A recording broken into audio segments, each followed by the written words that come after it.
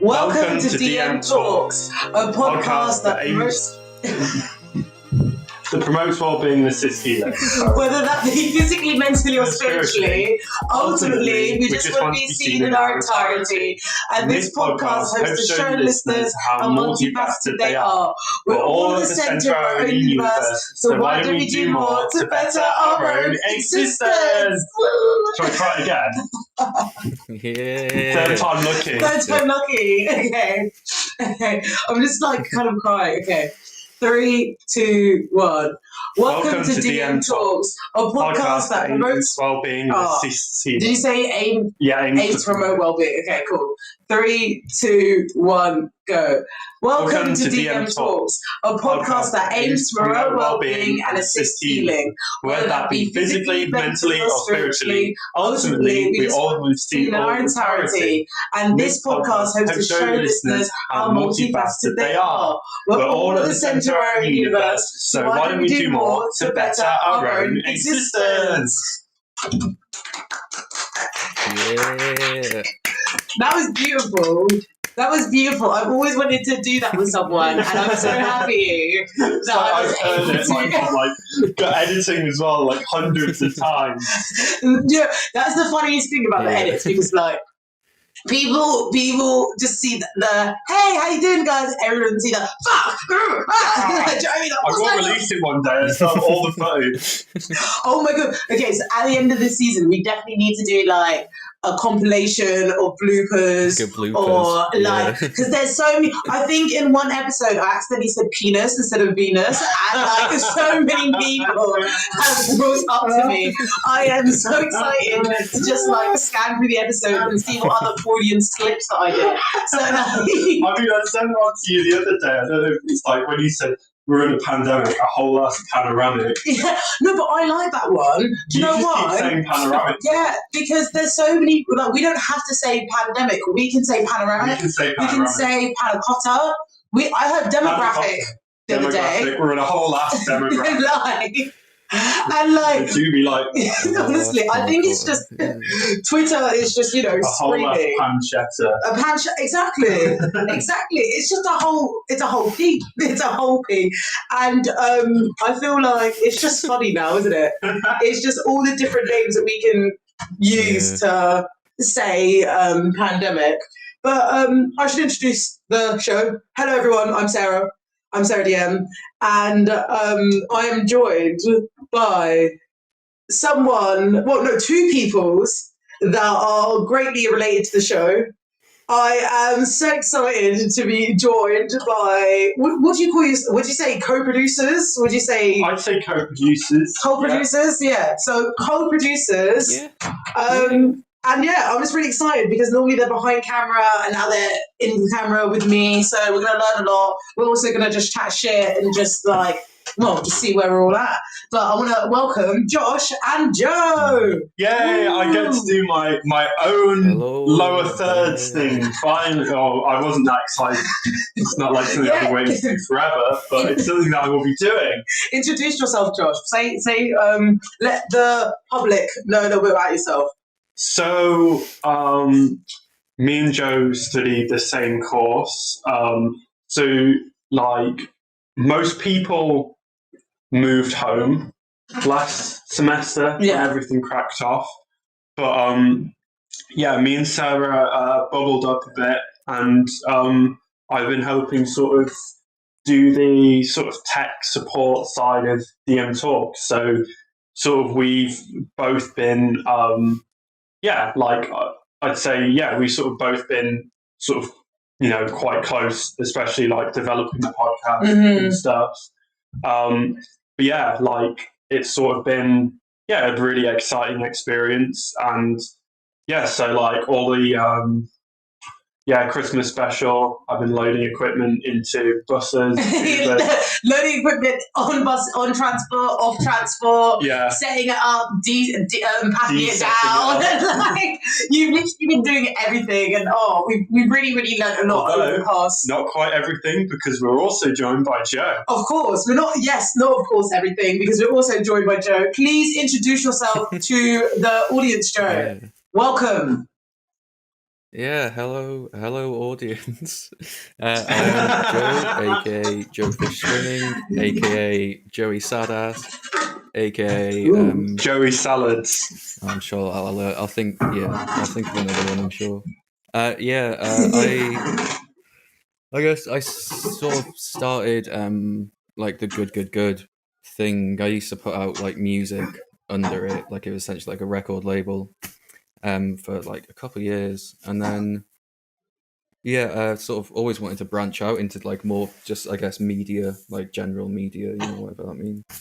And then I guess when I met Sarah, we sort of we'll talk about it more in a bit. But decided to branch out into like doing podcasts, and it's all been great since then. Yeah, It really it's all has. been Joe Fish swimmingly. Yes. Oh, Nice. yeah. Zing. It's gone Joe Fish swimmingly. Sorry, that was a bad pun. That was a really bad pun. I feel like the audience might not understand the pun. Why Joe Fish swimmingly? Because he says Joe Fish Swimming is his Instagram account, so yeah. Oh. Yeah, it's, sorry, I thought it Bad was pun. like... That's why I said bad pun. Sorry. That's why I said bad pun. Sorry, Yeah. I just took a magnifying glass to the pun. Like, I'm so sorry. I thought you guys were talking about like some inside joke that you guys know about uni stuff. I'm like, come on, guys, tell the audience. I don't even think joke on it. No, it's a cute story though. That name, like the story behind that name is quite funny. Tell us. Because I guess it's what I put out music as, like a pseudonym. Okay. But because when I was like a toddler, I couldn't pronounce Joseph, like my actual name, Joseph. So I used to call myself Joe Fish. So I just couldn't pronounce Joseph. Oh my And god, so I it love always that. just sort of stuck as like a. It always sort of stuck as like a family nickname, like Joe Fish. So I just thought it was quite cute. Oh my god, I love that. That's so sweet. great. I That's didn't really know about wholesome. And that, yeah, I feel like that is just such like. Well, no, you know what? Do you know what it is? It's a very sweet way to introduce the next segment. The Divine. Oh my god, this is amazing! I've got someone shouting it. All the voices I want to be shouted with. Yay! Josh, we need to do this more often. Yeah. Joe, come on. Like, this is wild. We just turn into DM talks and gangs. I know. Well, no, I should bring it to the first segment, which is the Divine. Come on stage shot. Next up is Sarah. I'll be like a ringer with like, hey guys, it's positive affirmations for everyone. Everyone's gonna feel great.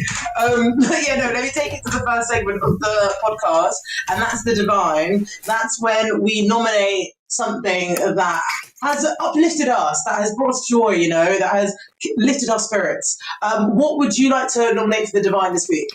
I would like to nominate, I know everyone's going to come boring for this, I would like to nominate the Humble Park, because we've all needed somewhere to go in lockdown in 2020, and in 2021, like it's just kind of like, somewhere to chill, somewhere to relax, somewhere that we sort of is for everyone. Exactly. Like from wherever you are, from whatever walk of life, this space is for you.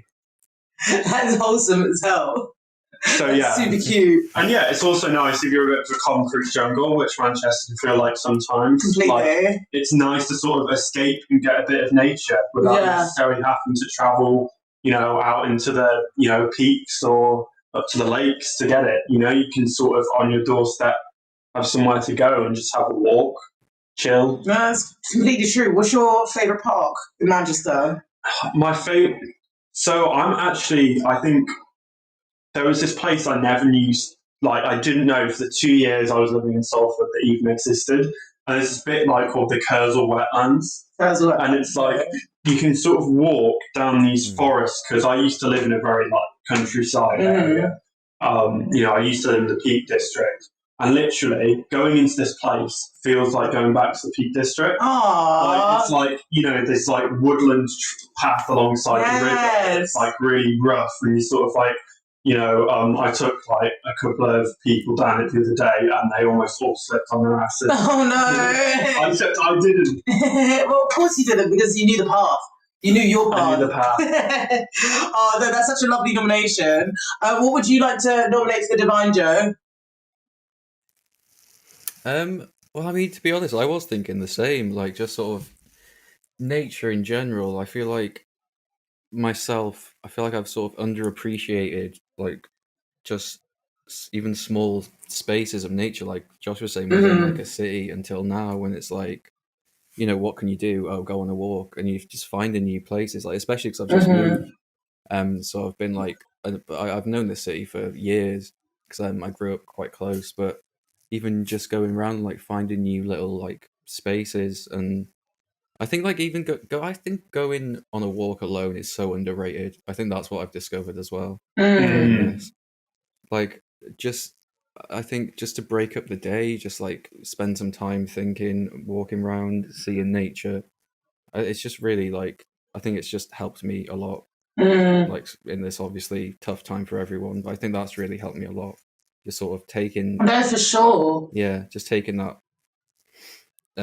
time just to sort of, I guess, in a way, meditate on everything, and Yeah. it's just I like really helpful. how you said meditate as well, because I don't think people realize that going for a walk is a form of meditation. And like, I think when people think of meditation, they think of like calm, like, humming and hawing, cross legs, sitting down, like finding like that place within to like, retreat to. But that's not necessarily true. Like, you can have movement meditation where you're literally like, I bring this up because walking in nature, you're literally around the earth, you're around like the mother, you're literally around the planet, and you're able to ground yourself because you're able to understand that you're a part of something on this planet. You might even walk past people. There are other people with their other perspectives of this planet, and I think going for a walk is so grounding. Like, I was spiraling a bit the other day, and then I went to go just sort of relax a little bit in Platfields, and it just made me feel so nice because I was there with my tarot cards, I was able to cleanse them, I was able to get some sunshine, I was also able to like breathe, and I think that's what going for a walk does. It helps you to actually breathe. It helps you to sort of think and have, breathe from your belly, lets the shoulders go down and actually see what you're looking at, like going for walks in nature is just my favorite. Like, I really like going to Fletcher Moss, so I definitely recommend going there in Manchester. That's in East Didsbury, sorry. And they have a little botanical garden, which is quite cute. Nice. Yeah, I really like it there. Oh, actually, as well, I was saying a little bit about this in the DMC, but I guess it's linked to my. I think we guys actually went for a full home run. I think all of us are nominating nature this week. Yeah, I went for a really, really long bike ride the other day, Joe. I went to Failsworth and I cycled all the way there and all the way back. It might have been like 13 miles or something. We went through Denton and then some places that I remember I was cycling through is Levenshulme, Denton and Failsworth, and we were by Manchester City Stadium, and it's I've cycled out there before. Yeah, and I was able to. Well, I was out of the house for a good 5-6 hours, but that was a physical activity that could ground me. I was looking at different parts of nature, but also being able to sort of just relax and just chill. There's this really, really, really pretty park. And there's this really, really pretty bit of Denton Park where you can actually sit down next to the. I don't think it's called a river, but I think it's I don't know. There was just really there was just stream. Yeah, like a stream, and oh my god, it was so beautiful. I think I actually took a picture. I want to see if I can. I want to do a second nomination of the Manchester Oxford Road cycle lane because there's a lot of crap biking infrastructure in Manchester, but that's not one of them.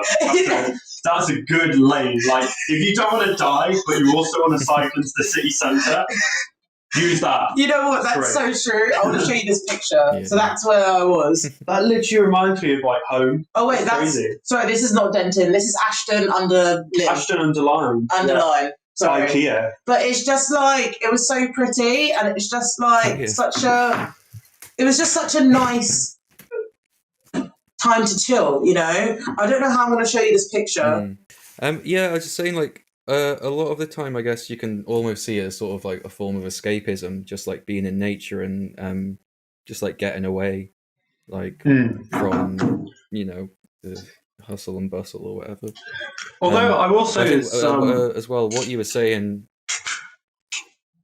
What you were saying before about like walking past people and being around people, I think that as sort of meditative and just nice as walks are, they have made me very, very hateful towards the general public. Just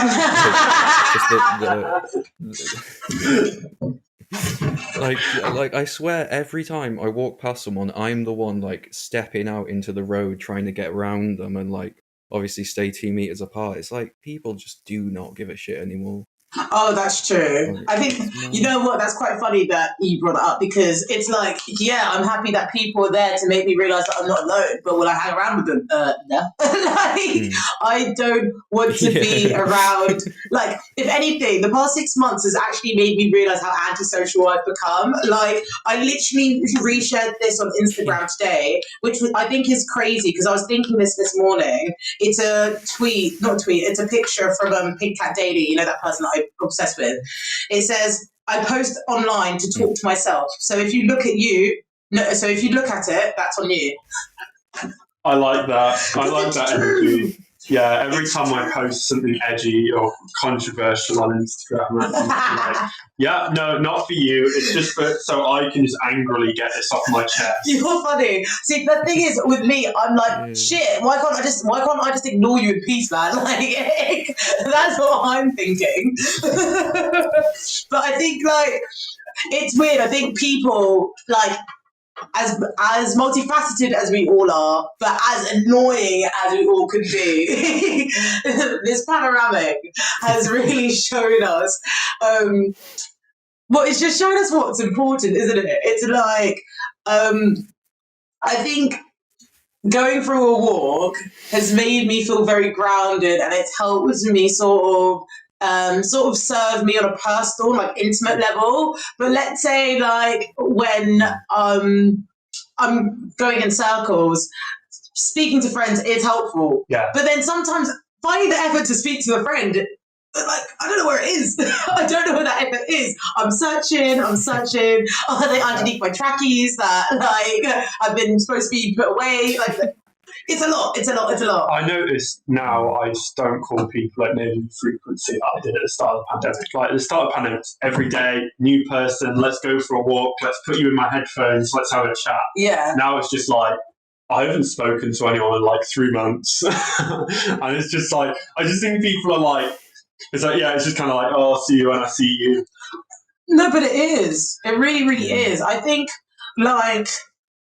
Well, actually, might be a good place to take it into decoding the masses. The next segment is decoding the masses. This is where we unpack something that we consider maths, whether that's on or offline. I can't remember what comes after that. That's perfect. Yeah. Basically, you just said something about not being able to put in effort like now compared to the start of the panoramic. Do you know why? I think that is. I think that's because we're in limbo. Yeah. I think that's because our coping mechanisms aren't helping us cope anymore.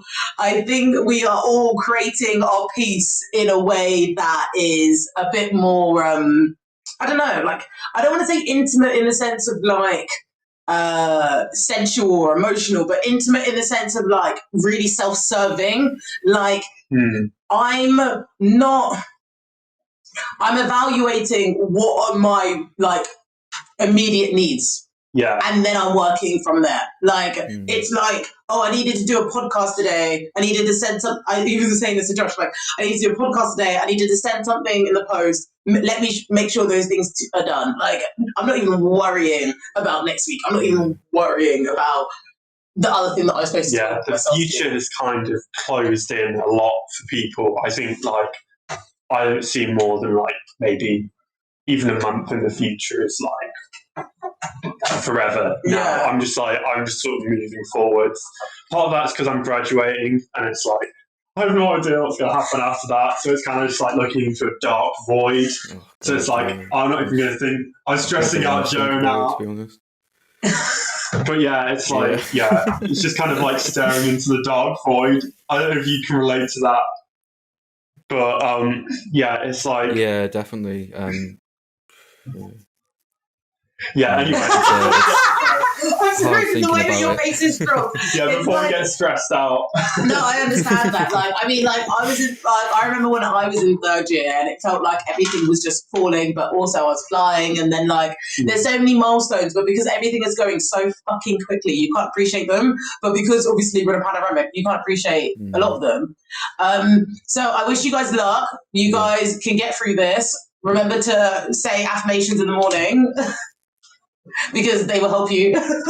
But like this, I guess like this limbo period, how have you been managing your own happiness like recently? I think something that's I've been sort of meditating on recently is being more like sort of learning how to be alone in a sense, and sort of learning how to be sort of more comfortable just myself and not relying on, I guess, other people to help uplift myself or help uplift me, and sort of just taking it into my own hands. And especially like in the pandemic, it's hard, and I've just moved to like a flat on my own, whereas before I was living in my family house for a bit. So yeah, it's just been sort of a journey learning how to just be comfortable just alone, and just be myself, and just sort of, I guess, somewhat self-discovery, you could say. I sort of discovered that as well, about not necessarily needing like now I'm just happy to go explore some place. I live near the city centre, and I've just discovered so many cool places. And it's like every day I've literally been walking there for like a few months now, like almost every day, and there's still streets I've not been down. Hey. And it's like literally so crazy how but it's like I used to, like when I was in first year, I'd be like, oh, I don't want to go like shopping unless someone else wants to come with me. And I just didn't want to do anything by myself. Yeah. Whereas now I'm like, I'm going to go shopping. If anyone else wants to come shopping, they can come shopping. But it's like, I'm going to go anyway. Yeah. So it's like you can choose whether you want to come or not, but it's like not. It's like, no, I'm just happy to sort of, like, if I want to go for a walk, I mean, for a long time, I didn't even have anyone to ask if I wanted to go on a walk. So it's like, well, it's like, I'm just going to go and go do something and go see somewhere new. And then, if I like it, then I can always offer someone else to come, but I can always just go again if someone else doesn't want to come. No, that's true. And I like that way of looking at things. You guys are both, it's like, you guys are both talking about independence, but in like different ways. I feel like Joe in a very introspective way, but also you in a very like you wanting to externalize that expression way, And I find it quite interesting because like I think we have to sit with ourselves all day. We have to be in our own bodies. We want to make it a pleasurable experience, and I think this pandemic, panoramic, panna cotta has made us just embark in simple pleasures, understand what feeds us and what nourishes us, and how we can sustain ourselves off that. I think one thing that I've been really looking into is just emotional intelligence. I'm a very energetic person, but I think with that, it means that my mood can be influenced easily. So, like, obviously, I'm the leader of my life. I'll create my mood, I'll create my joy. But let's say an altercation happens, whether I'm dealing with somebody or something that has like made me feel like a type of way. I want to learn how that can be sort of tackled in the present without me without it affecting my day. So I'm sure like you guys, this is just a really, really common example now. Like, when you wake up and you're chilling and then somewhere out of nowhere, depression just gets you and you're like, wait, what? Like, what do you mean? Like, I wasn't thinking about this. And then you start getting depressed and you get out of bed and then it's like, I have to go to do this day. And like that, let's say if it's 10 minutes or 15-minute time period, can ruin your next couple of hours. So I'm trying to like find ways of how to like clean my emotional intelligence in certain hours of the day. So like one thing that I'm doing is writing letters to myself. And like I'll write a letter in the morning and like I'll read it. And it just sort of primes my brain or primes my focus into understanding that I'm choosing my own happiness or I'm choosing my peace today. Yeah, I think for me, like I can have a lot of negative energy or a lot of like energy that goes into like worrying. Like at some point it's like, what's the point in putting all of this energy into this? How about I put some energy into actually trying to fix whatever situation is causing me like pain?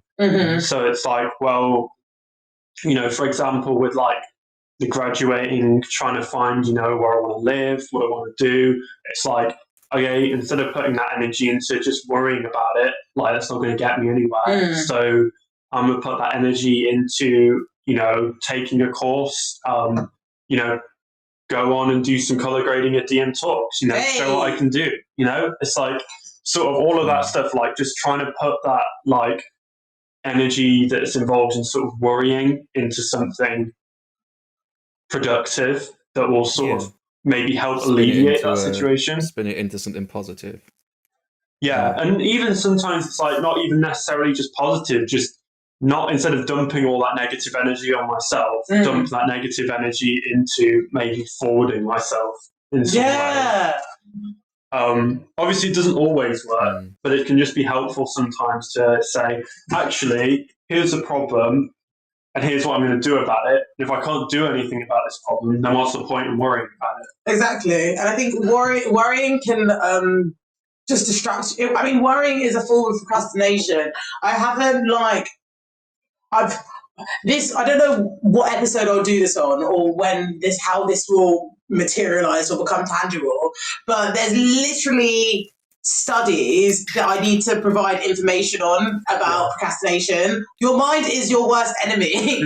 Your mind will literally tell you about your ex from the fucking like year 8 school disco because of it doesn't want them, you like, 3 to a.m. thoughts. do you know what I mean? Because you don't want to focus on your goal. Like when I tell you your mind is an op, your mind is an op. And like I'm hoping that with this information or with these studies that I learn or review or whatever, I can just tell people about them so they realize that they're not alone. Like procrastination can be found in rumination. So I guess like the importance of self-discovery or the importance of like interrogating your thoughts or finding the validity of your thoughts can like promote what action you're going to take. Yeah, so I actually have something to admit to. Okay. When I was in primary school, I was around at someone's house. Yeah. And I accidentally broke their Playmobil crane. And Sam, if you're out there, shit. I will pay to get your Playmobil crane fixed. I'll pay to replace your Playmobil crane. I'm so sorry. I just had to get that off my chest. Like, I didn't break it fully, but the motor was just like not having it. Oh my god. Yeah. We just had a confession. See, those are the positive steps you were just talking about. Yeah, exactly. Like, wow. I was more doing it as like the rumination. Yeah. I've not forgotten about that since the day that I did it. Yeah, that's quite funny. Like, honestly, rumination will get me so fucked up. I'll be like getting all over myself, and then I'll be there. I'll have like divine intervention comes to me, and I'm like, yeah, but you're a bad bitch. You're a baddie who doesn't need this, because just imagine if all this effort, all this time, and all this attention that you put into this, if you put it into that, and it could make you something, then you wouldn't be depressed. And then I just get up and then I start moving. But getting to that cycle or getting to those thoughts is still far between, you know? So I find it really, like, I always asking people, especially during this time period, how are they looking for their happiness? How are they looking for their peace? How are they creating like their balance? Because it's going to look different to everyone. Yeah, I think, yeah, I mean, this episode, I mean, I guess because, we initially came on to talk about, like, sort of our experience of doing DM Talk during this time. I've got some questions for you in a bit. Ooh, yeah. But I think, as well, it's sort of worth reflecting on what it's been like as a general sort of time for us. And also, I think one thing that's worth knowing is it's kind of shit at the moment, but there's pretty much nowhere where everything's okay and everyone's fine. Exactly. Like, it's like maybe New Zealand. Maybe. It's like 3 people live there and they're outnumbered by the number of sheep. And it's like, so it's a very small amount of the world's population that's actually not completely screwed right now. So, you know, it's just sometimes worth I don't know if remembering that's made me that. feel better or worse, to be honest. Josh, you've made me laugh a lot. But no, let me ask you guys more about sort of DM talks, our journey, what we've learned. I should probably start about our foundation story as well, Joe. Would you like to say it, or should I? Yeah. I feel like you should. Yeah, no, I've been wanting to talk about this. So, I guess like the first time we met, I think I'd like my partner at the time. You met in university, I think, right? Yes, we met at university. We were like, we were near. We weren't even in the same halls. I don't even know how I met as well. Sorry, I just said her name out loud. I'm gonna cancel that. Edit that. I'm sure she wouldn't mind. We can bleep it. Okay. What was it? Yeah. So, and I think she told me about you and that you had the idea of starting a podcast, and obviously, she knew that I was like a audio person. Feels weird calling myself an engineer. Audio. Yeah, I call you a sound engineer. She was. Yeah, I mean, it worked. She was having a like a housewarming party because she just moved into a new flat. #cancelled party. I'm kidding. It was before COVID. And I remember like because I remember you turned up quite late, but obviously I'd been there for a couple hours and I was like for whatever reason I was in like a really bad mood. And I was like, "Oh fuck this! I'm just gonna go like lie down for a bit." So I was in her bedroom, and I was like literally like unlacing my boots, and then you came in, and just like your energy was just like so positive, and like just it completely changed my mood. I was like we talked for a couple of minutes and like said hello, and you left, and like when you left, I was like lacing my boots back up. I was like, "Oh yeah, I feel good now, man." Oh my god, Joe, stop! I'm crying. That's Stop crazy. it. I didn't know this part of the story. This I'm is gonna. news to me. Oh my god, let me just not interrupt. I'm getting emotional. Stop. Come on. Yeah, and then I guess we talked for a while at the party just about like that you had this idea for a show, and then I remember the whole time we were talking, I was just thinking like you're like would be like a perfect host, just like your energy and the way you just talk about things that you find passionate. It's just I was like, yeah, I'm totally down for this already. Like, and then I spoke to Josh and shout out Ferg, the other member of Good Woo, Media. Ferg. Shout out Not here, unfortunately. Thumbnails. All of them thumbnails. Every single one. Sort of, Fergal. Yeah. Beautiful graphic design. Yeah, and I guess that's when I talked to those two and told them about you and the idea for the show, and we decided, yeah, let's try it out, see how it goes. Yeah. And since then it's just been, uphill. I think we've really like found a groove that we're in now, and yeah, I honestly love doing the show. Yeah. Oh no, that's honestly like that's warmed my heart so much. No, you said sorry. I just want to take it back to the party because I didn't remember because like we had met and we were talking, right? And there was this. I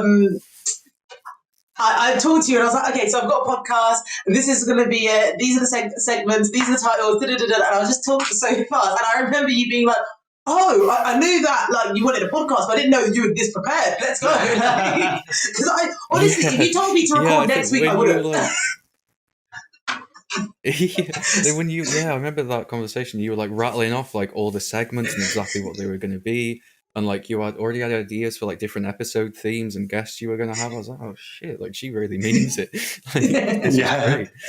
Either way. No, I honestly like it. Just shows you that manifestation works, and it shows you the power of like being surrounded by like-minded individuals. Because I had a project, obviously, like I had an idea, and with your guys' like guidance, encouragement, and advice, it's really just expanded and grown into like this. It's grown into a brand. It's grown into so much more than what I first started off with. So I really, really appreciate like what I've learned from you guys. Like, oh my god! I'd like to say though, like, I mean, ultimately, like the show has really solid foundations. Like the segments, like I wouldn't have been able to. Like, I don't think I've been able to do any better of a job of creating the sort of like the divine to introduce it, decoding the masses. Tarot talks. The final message, direct direct message. message, crap.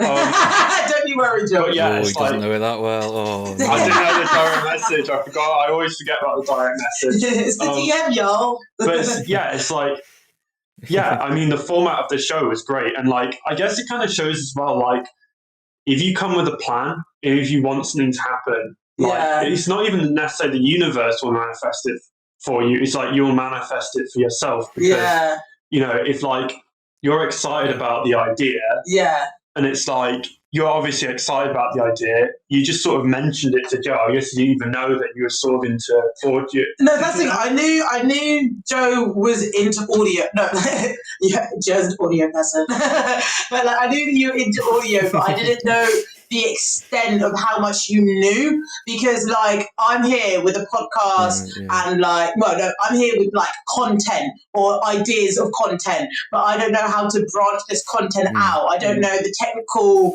I didn't know the technical sort of requirements to producing and formatting and releasing the content. So like, I just love it because you're able to sort of like, it's like two halves have come together to like uplift this project.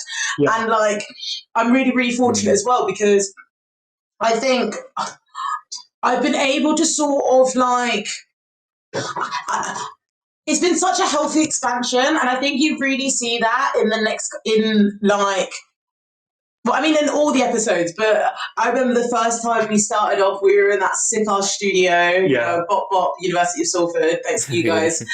And then we went to recording from home, and then we got this set up, and like slowly and surely, like we've been thrown these different trials and tribulations, and we've overcome them, but we've also been able to manage them with such like professionalism, which I'm really proud of, because like, I mean, we're literally just testing this thing out. Like, we don't know what we're doing. The setup changes very frequently. I mean, we literally have different microphones every week sometimes, which, much to Joe's dismay, I know that XLR cable is.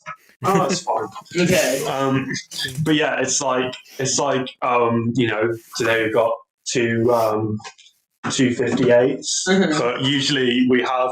The most common mic is my £20 Tortec XLR mic. It actually sounds decent. Yeah, and like when I get the audio files over to mix, and like the guest is just like on like the little iPhone cord headphone mic thing. It's just like, oh man, how the fuck am I gonna make this sound good? It's just part of it, isn't it? Yeah, we share the mixing sometimes. Because it's definitely been a chance for me to learn a little bit more about audio side of things as well. Because I remember before I started sending more of the files over to Joe, I was doing these mixers and sending them over, and it was kind of like, this is bad. But then by like the third or fourth time, I was starting to get a mix that sounded decent first try. So it was like, it was a learning sort of experience for me as well. Like, a chance to sort of dig up the old Pro Tools and start making like. I think this is my my first time like sort of doing diving into sort of the businessy world of media as well, like sort of drafting up like business plans and contacting people for like sponsorships and stuff. So I think that's been a really, really useful skill, definitely, from doing this show, that I don't know if I would have done otherwise, really. Yeah, I think we all are all like learning something from each other and from this experience. I think it just shows like what can happen when you like have an idea and you sort of surround yourself with like-minded people that that want to do the same things that you do. You're learning and sharing this experience, and it's been amazing so far. Yeah, and I think it's been, I mean, like it's sort of been a great opportunity, I think, because through our course, and especially during lockdown, we've missed a lot of the opportunities that we might have otherwise had to sort of, get practical and get hands-on. So DM Talks has sort of been like a consistent thing throughout that's allowed all of us to sort of learn and to get better and sort of improve our skills. And I think it's something worth considering, like whatever sort of industry you're in, it may feel like you can't, you're not in a position to create something. But even if you can't create, like, you might not be able to create like a massive Hollywood film. Like, can you create like a short film with your friends? Can you create like a podcast? You can create a little thing on your iPhone. Yeah. Or, well, I'm not saying not everybody has an iPhone, obviously, but like, as in, like, oh, guys, do you listen to Steve Lacy? Do you know the artist, Steve Lacy? Yeah. Oh, yeah, because he records everything on his iPhone, doesn't he? Yeah. He is one of my favourite artists, and he literally recorded his first mixtape all on his iPhone. I'll show you his music afterwards, and you'd love him. Like, and it just shows you, like, if you have an idea and if you have a talent, your resources shouldn't limit you. Like, no, I say that loosely because obviously we live in a very, very, very like extreme polarity world. Yeah. So like resources are influential. However, if you have an idea, I hope the resources don't restrict you. I hope you can use what you have to create what you want, because I think if you worry too much about the material things, you sort of lose the fun of it.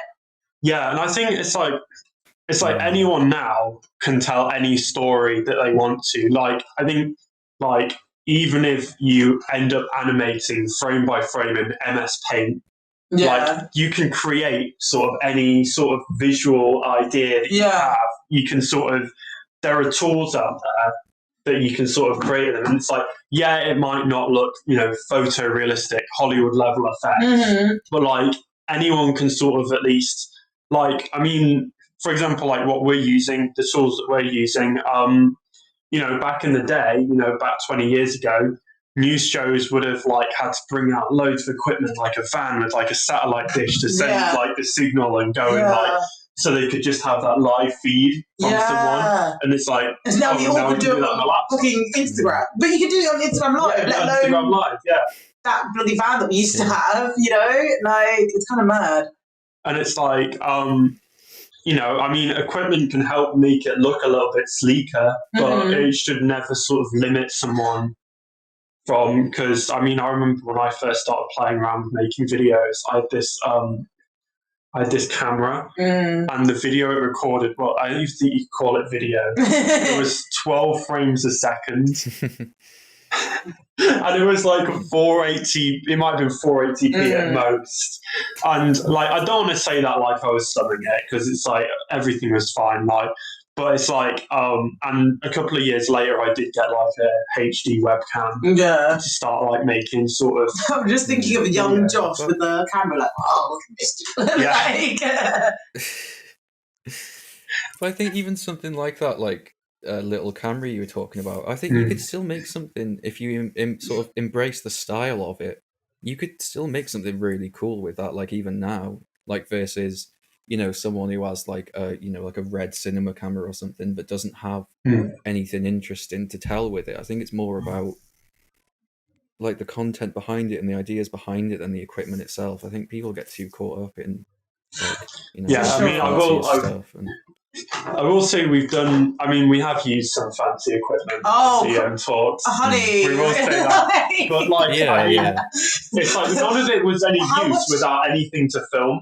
True. Like, there was nothing to record, like. But that's when we were feeling fancy and bougie, and like, I mean, we put it on CV. Like, how would you use? I Actually, sir, I use big this. Sony camera.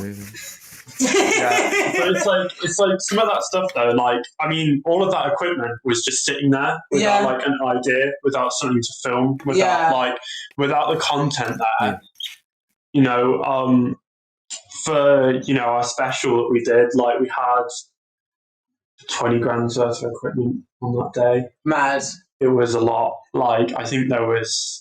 Trying to think how many cameras I heard. I think we had to, like, I shit you not, like probably 4 or 5 cameras. But we were cooking, innit? Yeah. So like it had to be done, and I'm so happy that like we were able to have that opportunity, because I mean, for someone who is on the other side of the camera, it was able to sort of bring me confidence and sort of make me sort of understand like what to expect if I was to present on another system or another like opportunity. Like I have done presenting things before, but like it's been I don't know, it'll be like a one-time thing, or it'll be like a collective message or something. But because of DM Talks, how I'm interviewing different guests every week, I'm able to sort of adapt to the camera and learn like how I'm best to be shown and what I want for the podcast. It helps me, like even watching you guys has helped me become a better producer, because I'm able to see what I appreciate as content. Yeah, 100%. And it's like, it's been a really entertaining experience to sort of, just sort of learn, sort of applying sometimes abstract skills or knowledge. Oh my God, sorry. Into like something real. You just reminded me of, what episode was it? It was a part 1 and part 2 that you did the idea of the ghost. Was it? It was microaggressions. It was the microaggressions episode when you were like with Tasha Bailey, and it was your idea to be like, I think I had heard a sound. I heard a ghost, and it was like, oh yeah, and you were like, wait, what is that sound? And you just see like all these like lightning strikes on the visuals. Oh like, yeah, I did that. That was funny. But it's in moments of like that, it's like just little bits of humour that has been encouraged or excited by Josh, that has had such a good like appeal by the audience, has made, I don't know, just made like the podcast feel even better. Yeah, Sarah will find like a goof that she wants to cut out, and I'm like, yeah, no, I'm not cutting that. I'm leaving that in. Or Josh will be like, oh yeah, Sarah, did you dirty in this promo? And I'm like, what do you mean? I'll watch the promo, and I'll be like, blah, blah, blah, blah, blah, blah, and then I'll hear a glitch sound, and then I'll start, and I'm like, no, it just makes it look wholesome. It makes it look more personal, makes it look more like accessible to the viewer. It's what people relate exactly. To. Yeah, and it's like, and like the glitch thing as well. Like, Sarah is also like, as much as we're involved in sometimes influencing what the topic is, or what something is, like Sarah also influences the look of the show in a technical way, like the glitch thing. Yeah, that was your idea. Yeah, so like even with like, I'll say this before, I'll say this again, but like I think personally, and this might relate to other people that have wanted to do a podcast, but they really criticize themselves on how they speak, or what they've said, or what words they've used, or what words they haven't said, or there's this over-criticization on how information is being translated. So using a glitch sound, like, I just thought was good, because it sort of prompts a new form of discussion, but also it makes things distinct. It makes it a bit clear and coherent where things were a bit wrong, where things are going right, but also it's like a reset button. That's how I saw the glitches. Because the amount of times I'll be talking or digressing, and then I'll be like, oh shit, glitch. Yeah, and it helps because it's both an audio and a visual cue. It helps people see like when something like when we. It's like a new paragraph. It's like when you want to talk about something completely unrelated, that sound comes in. No, but it's meant to. Honestly, it's great because it's adapted to the way that I talk. Because like, I'll talk about one thing and then I'll end up over here and I'll end up over here. As a podcast who people want to listen to a coherent story, it's like, oh shit, like, how's that going to work? So if you want coherent stories, that's another form of Apple Library. That is not me. So have a glitch and then we can reset with me too. Yeah, I think like, it's been so, and I'm trying to think, so there's a lot of things that I sort of wanted to mention. I know, I had a few questions for you guys, so I might answer your questions. So, what is something that you would... Oh wait, let me start again. This is where it clearly sounded be low. Okay, so like obviously like I'm on the content side, but you guys are more on the technical side. What are the first obstacles you sort of learn on the technical side, and what would you advise other people who are starting their podcast based on the first question? Sorry, that was a really long-winded question. That You makes get what I sense. mean? Yeah, I like that. Did you hear me, Josh? I mean, Joe? Yeah, I got you. Okay, so. Yeah, I mean, do you want to go first, or I'm happy to go? Yeah, sure. I think what the biggest challenge. Well, I mean, literally the biggest challenge was for the first episode that me and Ferg had no idea how to use the radio studios that we were using. So I swear, like you and Leah were just sat there for like 45 minutes while we were just pushing buttons trying to figure out what was going on. But I think sort of the advice I would give is, I guess again, like what I was saying before, try not to worry too much about the technical side. Like if you don't have producers and people that know what they're doing, then obviously you need to, brush up and figure out, because the amount of times I've like listened to a new podcast and it's like the audio of it, you can tell is just someone like on their phone that's like on the other side of the room, and it just sounds like really bad. And obviously that's going to, just turn off viewers. So I'd say advice wise, just sort of have a plan, have a really good solid plan of what you're going to do. Because the amount of people that like, oh, I'm going to start a podcast. What's it about? Oh, I'm just going to talk for a while. Have friends on. So, all right, yeah, maybe 3 or 4 or 5 of your friends will listen to that because they know you. But that you need to just start out with a really, really good plan, like you did, Sarah. Like know every detail of what you're trying to do, and yeah, try and surround yourself with people, like-minded people that want to help out and that want to help you realize your vision. And I think if you do that, then hopefully all good things will come. That'd be my advice. Yeah, just sort of really think about and plan before you start doing anything, because it'll really help you out in the future. And yeah, I can't stress the importance of pre-production as a practice. It's like, pre-production varies sometimes. Sometimes you want to go free flowing, sometimes you want to, but generally you've got to sort of be willing to realize that before you even pick up a camera or pick up a microphone, that's like not near the start of the process. Like the start of the process happens, way before you pick up the camera, pick up the microphone. And you've got to sort of like even people who vlog, like do the daily vlogs, like they say, oh, what activities are we going to do today? When do I want to film this? When do I want to edit this? When do I want to, they might think of a few jokes or a few gags that they're going to put in there before it even happens. Like, I mean, everything to some extent is sort of pre-planned, premeditated. So it's worth sort of going, do I want to put some notes? Do I want to put an episode idea? Yeah. And like, you've got to, just sort of before you pick up the camera, just come with sort of something. And yeah, what else would I say? Sort of going off what Joe was saying about not worrying too much about the technical side. It's like, I mean, we've sort of developed our own look here. That's and like we've created something that the studios were great. And they're really fun sort of learning experience. I felt so bougie. I can't like me and Leah. We had match. Do you remember those drinks? Those drinks from Pret. We had matcha coconut rice milk drinks from Pret, and we walked into the studio like bad fucking bitches because we were just doing a podcast or whatever. It was hilarious. I really want to go to like Pret or something tonight just to treat myself. Why not? Yeah. But yeah, there's literally like immediacy, there's literally only Pret or Boots, so you have no choice but to treat yourself. Although Boots is closed now. R.I.P. Boots. Sorry, I feel like I interrupted you. Down. No, totally.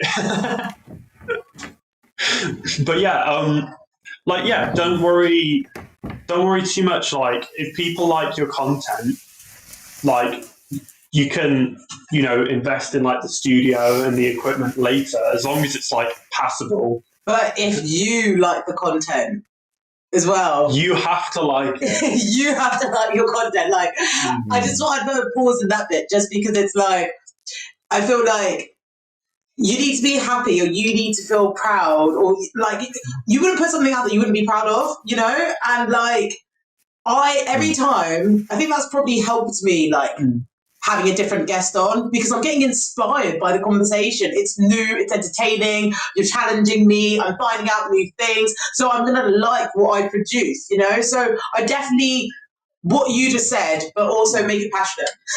Yeah, that's a massive thing if you want to be a creator. I think people online. can tell as well when you're not passionate about something. Oh, completely.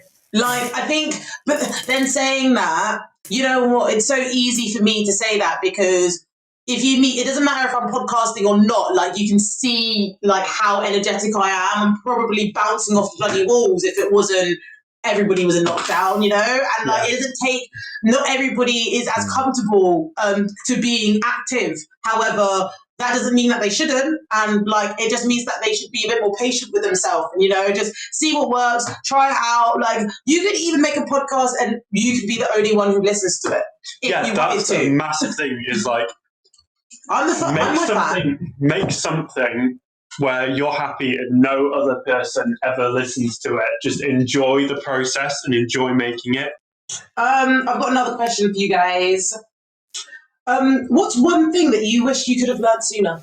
I guess within like regards to DM talks, it would be sort of the like the businessy side behind like the media stuff, like like even the basic stuff like the distribution and the like strategies to help grow audiences, etc.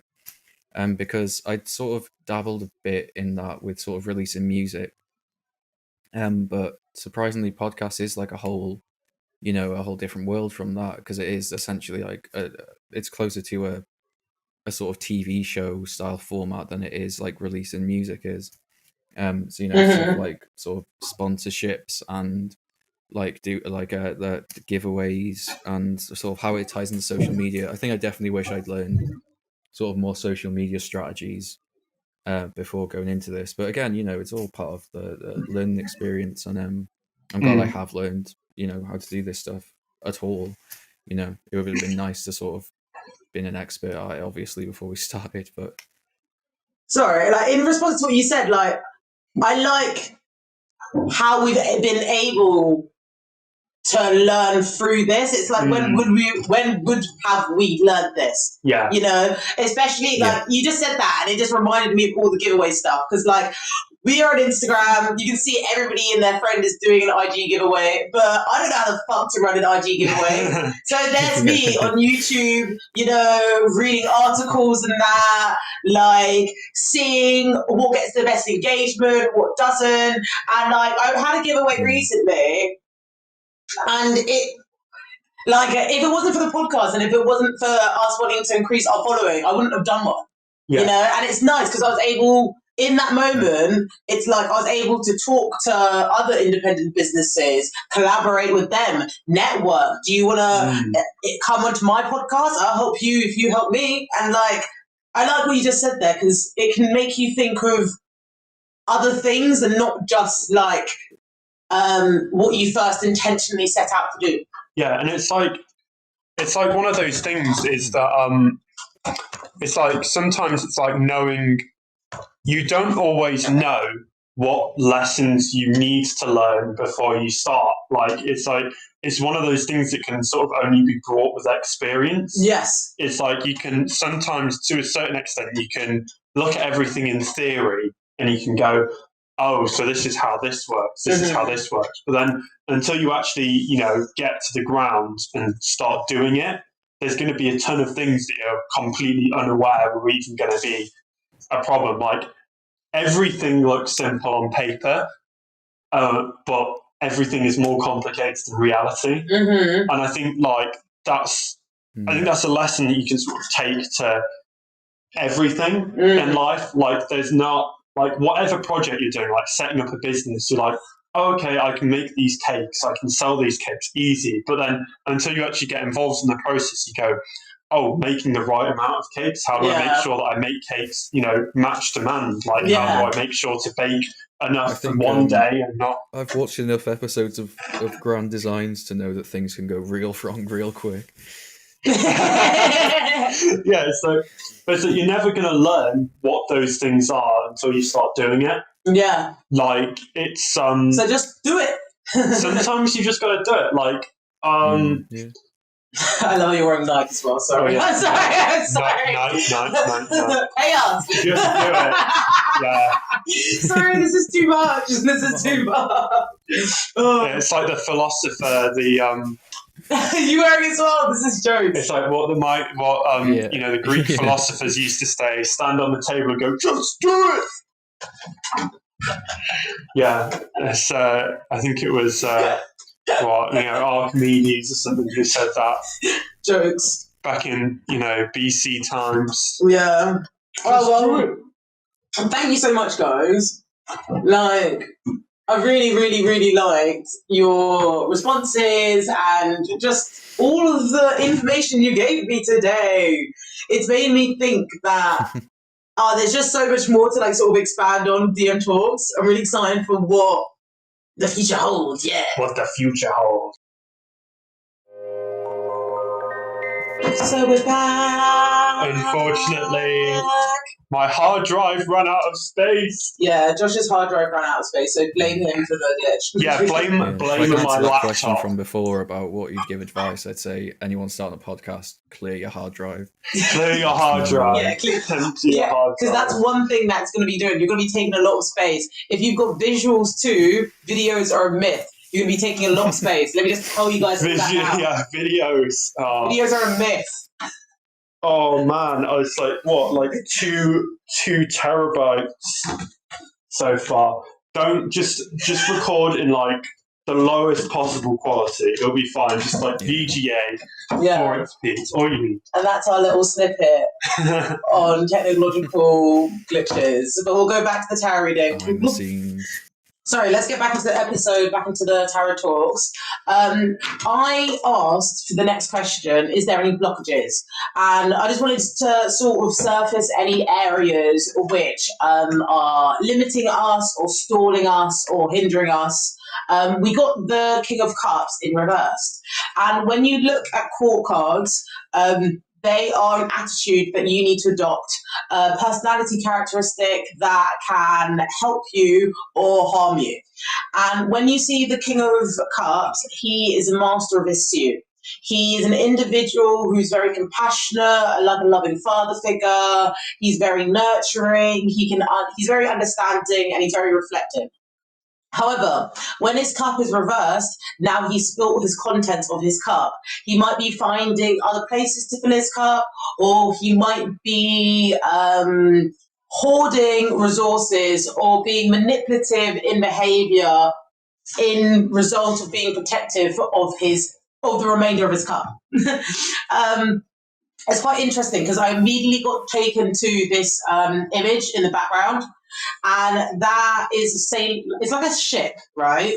But the ship is bright red and it's floating on the water, and it can talk about maybe, it could, like you said, danger coming, worry ahead, but it could also talk about how your passion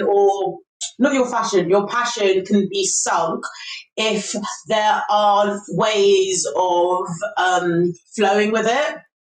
I only say this because the whole emphasis of water, especially after this Pisces energy of the Hanged Man, to let it go, to surrender, to let it be, that the King of Cups needs to flow with his emotions or they'll get the better of him.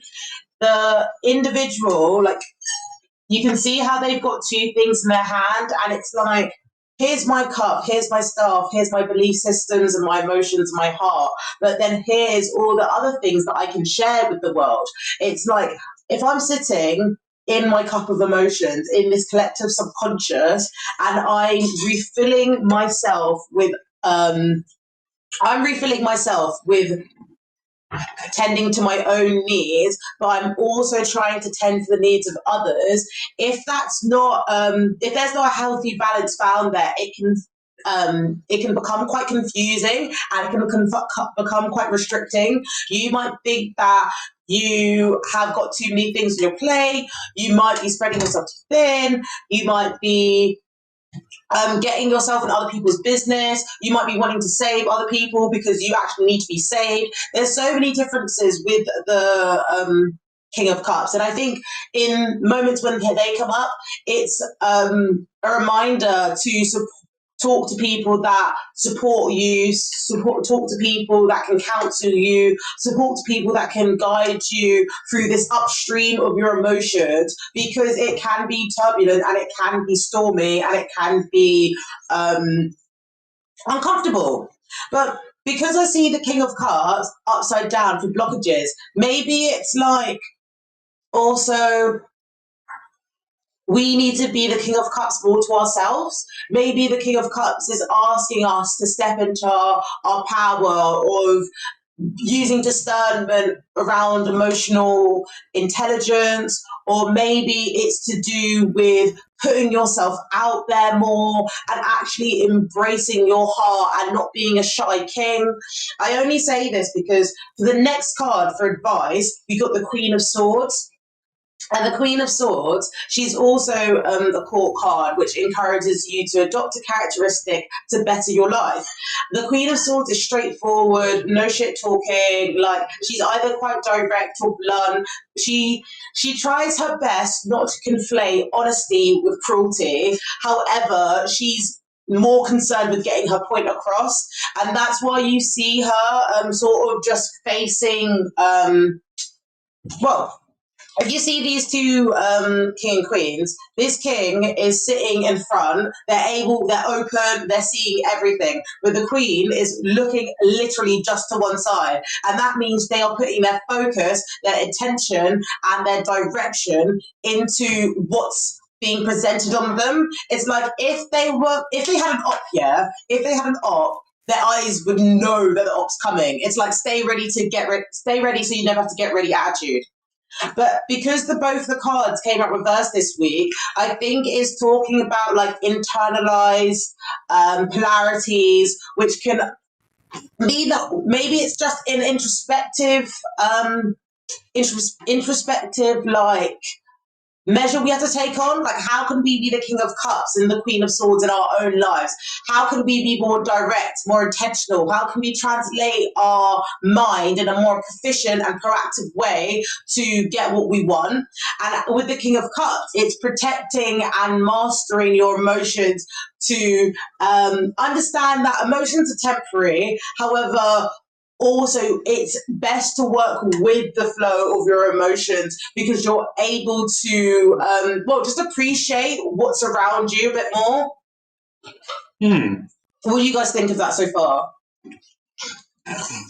Yeah, it's interesting to think about, like, I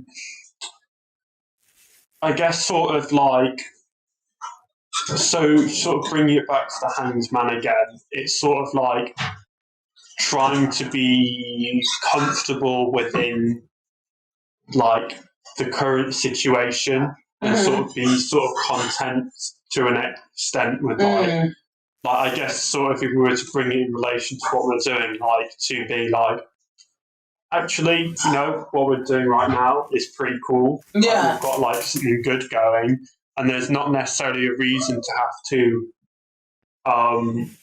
worry too much in the here and now about necessarily, because obviously, it might be like spoiling some behind the scenes or future stuff. Like, obviously our time at uni is coming to an end. You're perhaps moving down south, and it's kind of like, okay, like we can think about all of these things, but actually we should say in the here and now, we're like doing a cool podcast. And I think in some respects we can work out the future later on. Exactly. And you know what? Like, I left this card out for a reason, so I'll show you this one here. I was actually going to bring it up at the start of our episode because this is the Three of Pentacles, and the Three of Pentacles shows these. Wait, I'm going to show it upside down just for now. So you see how these guys are going up to this guy for counsel. It's talking about gaining advice, gaining expertise, gaining knowledge on someone that is from a higher. There's more expertise from you, so you can learn and develop your idea with them. I literally was manifesting this project, I was manifesting this podcast, and then I met Joe, who then introduced me into Ferg and Josh, who are now three individuals who knew more about production and audio than me, but together we were able to combine and be abstract and create and develop the project that is DM Talks. And this card came up reverse, so it's like a past energy that has been it's a past energy that has sort of moved throughout the card. It's like if this was my creative abstraction maybe last year, right? Because Pentacles is to do with Earth, so it's going to take more time to develop. Let's say meeting Joe was the seed of the intention or the seed of the idea, and the episodes are now the fruit. With that said, we are able to sort of manipulate, adapt, take what is tangible, work on what needs a bit more help, I think altogether it shows a very hopeful podcast. No, not hopeful podcast. It shows a very hopeful, promising relationship, but it's emphasizing on adopting these two personality characteristics to strengthen the advancement. Because I think the whole question at the start was how can we take this information or the experience of DM Talks to advance us in our career? And I think the Queen of Swords is in a sort of mental sort of how do I translate what's in my mind to you or to a group of people, whether it's my professionalism, whether it's my just my thoughts, my beliefs, my opinions. But you see the King of Cups, who is a master of their element, and they're hoping that their resources or their fuel is also being shared, because they really understand that double joy is shared joy, and that's their motivation. But they need to make sure their needs are being met too, because then they're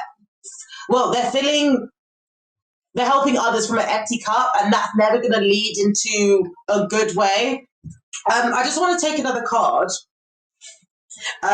Spirit, high power, universe. Can I have a card to clarify this message? I'm currently using the Pink Cat Tarot deck, which is one of my favourites. One of my favourites. Josh, or actually no, Joe, pick a number between 1 to 3. Mm-hmm. 2. Okay. Aha. Okay. So I got the Fool, I got the Devil. And the Fool stands for sort of being a bit more I don't want to say, it's like healthy risk. It's like healthy risk behaviors, right? It's like risk taking. It's like taking a leap of faith. That's the whole message behind the Fool. They're just going on with their life. They don't know what's going to arise in front of them, but they're still trying it anyway and hoping for the best. However, they need to make sure that their integrity, their intention is hardest, focused, because they understand that without putting sort of being intentional with their energy, they might get either distracted, distorted. I think that's why the Devil showed up, because normally the Devil sort of resonates to the pressures of the material world. Your ego, your finances, your do you know what I mean? Your addictive behaviors, your vices.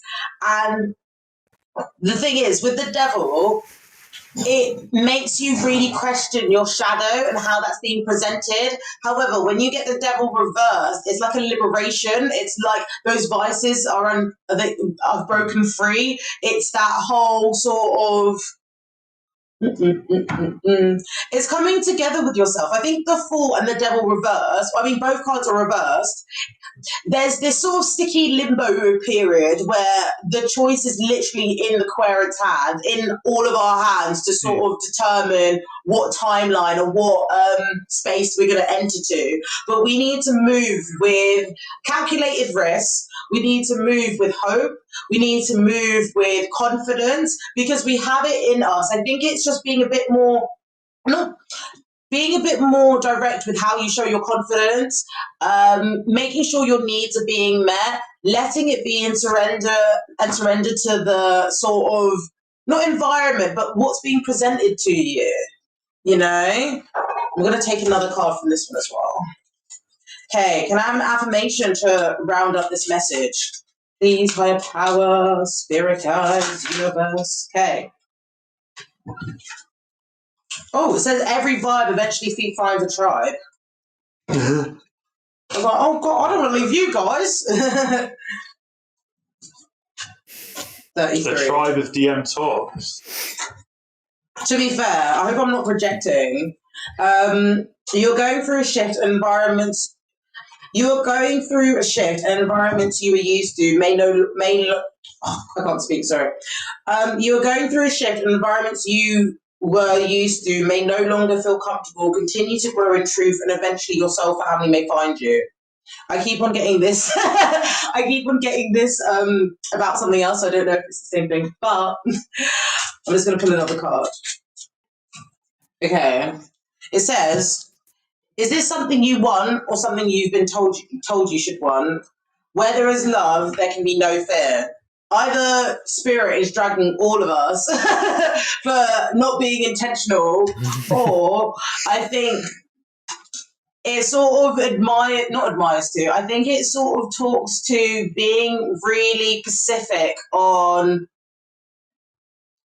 how you move with your world and your vision. Because if Pisces and the Hanged Man is an imaginative person who literally thinks outside the box, there needs to be a level of emotional mastery to be completely emotionally available in their projects, in their ideas. How they translate those emotions is going to need the Queen of Swords energy, because it's that integrity with your information. It's like, how am I going to communicate this to you?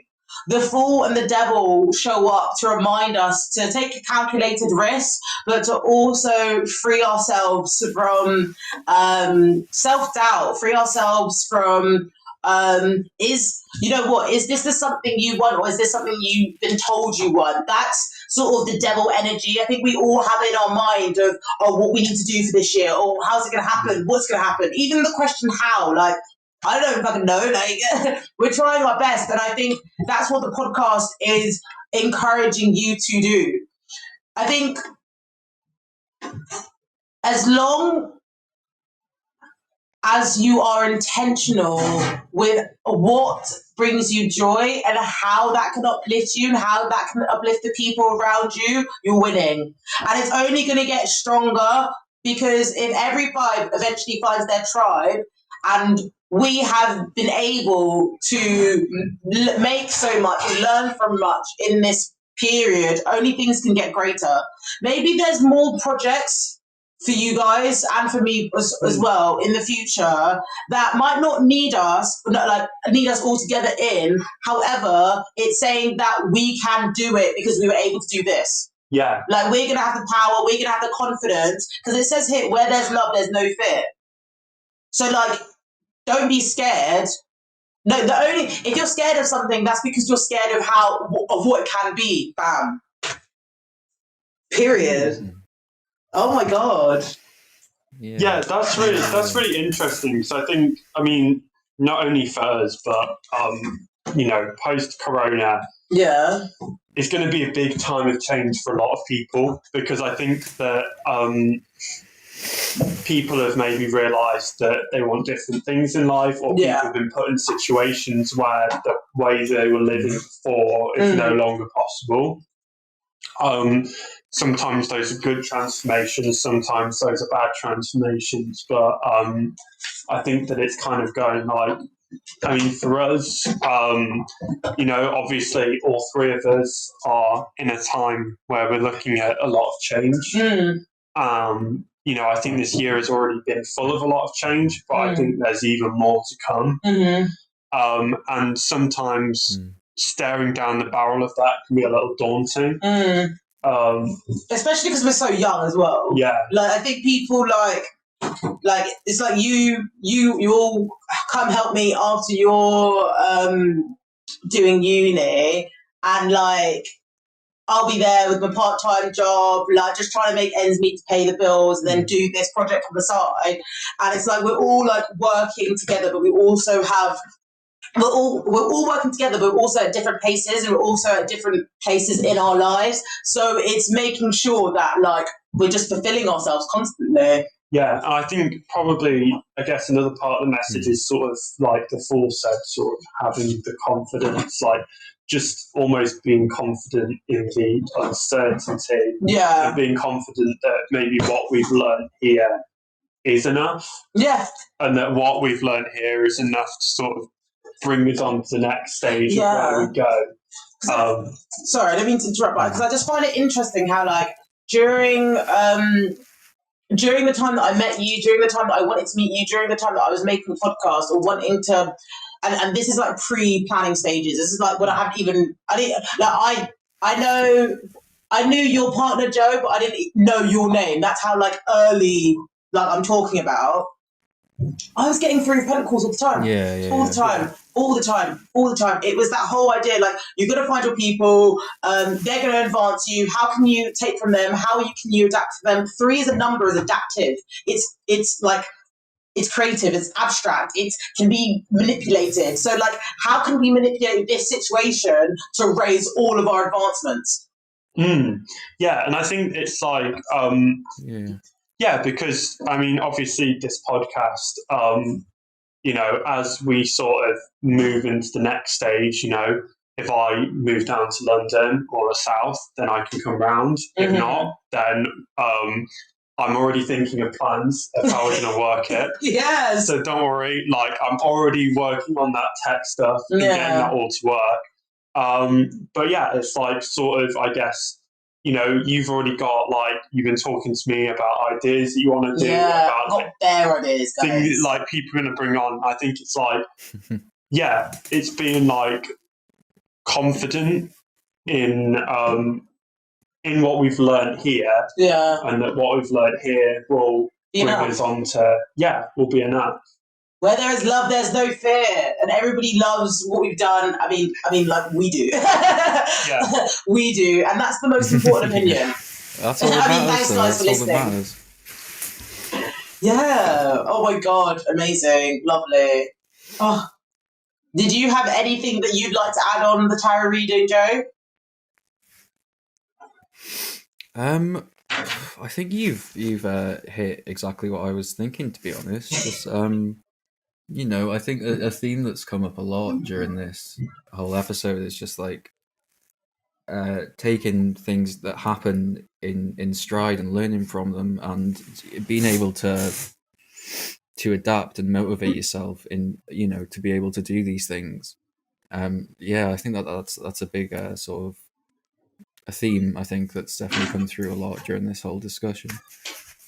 Yeah, and I think it's sort of like, because obviously, I mean, we're trying to cobble stuff together a bit here, because obviously we've not got access to the equipment that we once did, and it's like learning like, oh, I need to clear off my hard drive so Zencaster actually doesn't die. I like stuff like that. Like, it's learning a lot of those sort of things that, like there's a lot that we've all sort of learned being involved in the process. Yeah. No, I've honestly learned so much. I'm so happy to have learned with you guys, and mate, I can't wait for our future. Like, I just can't wait to see, like, in 20 years where we all are. Yeah. You know? Like, that'll be sick. Amazing. It comes to our last segment, which is... The direct message. There you go. I was testing you. Yeah, whether I remember it. Yeah, no, I was. The thingy majig. Amazing. So my direct message, I've got two. Whoever's listening to this, there's something creative on your mind, or there might be something creative in your mind. Try it out. Test it. See if you like it. See if you don't like it. Just have some fun with it. You know, like, I don't want to say we've got all the time in our hands, because I feel like everybody else has said that on the podcast, especially me. But it's like, I wouldn't have known that I liked podcasting if I didn't listen to a podcast and I didn't want to try it out, you know? And now everybody here is listening to me, you know? And that, it was an idea that was created in me because it sparked off something else. And I honestly think that can happen for anyone and everything. You just have to find it. So please try, and hopefully you can engage yourself and find something fun to do. Yeah, that's my direct message. I was going to give you two, but I think I'm going to leave you that. I think my first one is I have an understanding for how Sarah feels doing this. So I'm like, I don't want to look at a computer screen for 3 days now. Yeah, I just want to, like, it's the lights, they fucking get you. I just want to put like some cucumbers on my eyes and just sit in the and hear the wind. Well, when we win our awards, we will after them. When we get the studio in LA, which, probably got to set up a Patreon to get that. Of course. Yeah, that's kind of the plan. I think it's just like sometimes, like, I think one thing I've learned in this panoramic is that, like, sometimes you just got to do things. Like, we wanted to, because we did some, like, couple good session things with, like, Joe's sort of Virgin Cola band project. And we had another band planned. Mm-hmm. And we had, like, how many of us? Like, 4 of us were going to do the tech stuff. We went to go see the band when they were playing the show. Yeah, it was really exciting. Project for sure. Yeah, it was like this massive project we had planned, and we set a date, and the date was about 2 months in the future, and in that 2 months, everything changed. Yeah. So it was kind of like, actually, should we have done that sooner? Mm-hmm. Should we have said, let's just do this as soon as possible, or like now, like, if I want to go into the city centre to just go and have a look around while I pick up my groceries for the week, it's like, I'll go there because I want to do it. Like, or if there's a project that I want to make, it's like, well, it's like anything can change at any moment. There's no point in waiting. Like, if you're able to do something now, just do it now. Yeah. Like, that actually, for a great example, I went to Canada to go see a friend in 2020. Yeah. In January. Okay. And I was like a little bit impatient with it. I was like, I want to go now. I want to do this now. But I want to go see the universe. It's like, literally, if I hadn't gone and done that, then it was like I wouldn't have been able to do it. Yeah, and it would have been, or you would have done it, and then you would have been stranded in a country that you didn't know without the appropriate healthcare to help you in a global pandemic. Well, to be fair, I mean, I wouldn't complain being stuck in Canada for years. Like, that's fine by me. But, still, like, I wouldn't have been able to fly out there in the first place. Yeah. In this case, and at least, I didn't have to do like a quarantine or get tests or anything. Back. It was fine at that point. It wasn't too spicy. It's like sometimes, like, you don't know necessarily what's around the corner. That doesn't mean like go crazy, sell all your possessions, go like run away. Yeah. But like, you know, if there's something you want to do and you've got the means to do it, Yeah. I wouldn't delay doing it. Yeah. I'd just do it. You're right. I'm like writing all of this down, but it's just giving me like notes for later. Don't delay. Don't delay. Buy today. Literally me, like, you know when you put something in your shopping basket and then you're like 3 hours later and then it's gone and it's not gone. your size and you're like, fuck. You know those like biscuits that you can get from like Tesco's or Sano's, like those sort of boxes, like of millionaire's shortbread and stuff. I did not know that. That shit's dangerous. Oh my god. Like that is like, it says like this is 4 servings, and then it's like 1 serving later. It's gone. This jokes. Oh my god, you're funny, Josh. What is your direct message, Joe?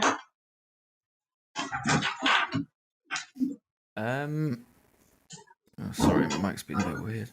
That's okay. I think my direct message and my old takeaway would be, you know, similar to what Josh was saying about doing things and sort of avoiding aversion, if that even makes sense, and just embracing things that happen, because I think it's hard sometimes to realize that a lot of things aren't in your control.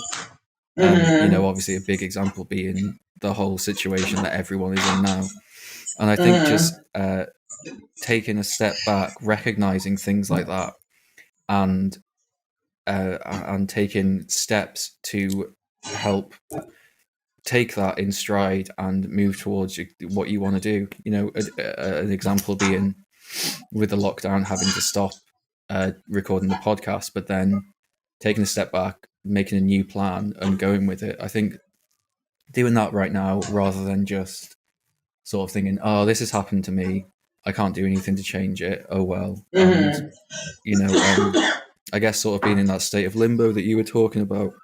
So yeah, I think my direct message would just be to embrace everything that happens and just to try and adapt and try and do exactly what you want with the cards you've been given. You know, no tarot pun intended, but yeah. No, I love that. That was such a great direct message, and like that brings us to the end of our episode. Oh. How you guys felt? How was it being on the other end of recording? Well, on the other end of the viewing system. I think it's going to be weird when I have to listen to it back. That's going to be the weirdest bit for me. Yeah, I think I'm going to avoid listening to this one. Yeah, I mean, we're going to have to sync it and mix the audio, so there's going to be that. But yeah, I mean, well, I've enjoyed you guys, Scott. Yeah, it has been fun. Like, I genuinely enjoyed chatting and nattering about stuff. Yeah. And I will definitely be sharing it. Yeah, I mean, it's just like a conversation, like just 3. Yeah, like we've had loads of times before. But there are reasons why we're behind the camera, behind the mic, people. Sometimes it takes a level to break that barrier and sort of gain the confidence to do it. Or does it take a DM baby? It takes a DM baby. No, I really enjoyed it. Like, I think you guys are both really funny and so smart, and I wish you all the best for 3rd year. You know, like, I know it's a very stressful time, but you guys are going to smash it. Like, you helped me create this, so I know big things are coming for you. Big things are coming for you. But, yeah. Do you want to plug in your socials, Josh?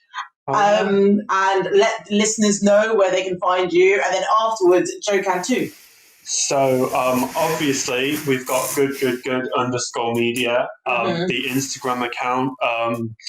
I have Josh's random photos on Instagram. Oh yeah, you got 2, don't you? I have like 3 Instagrams. Got honestly ridiculous. Like, but yeah, I'm not massively active, but I have like stories where I post what I'm up to. You know, and I also have a website.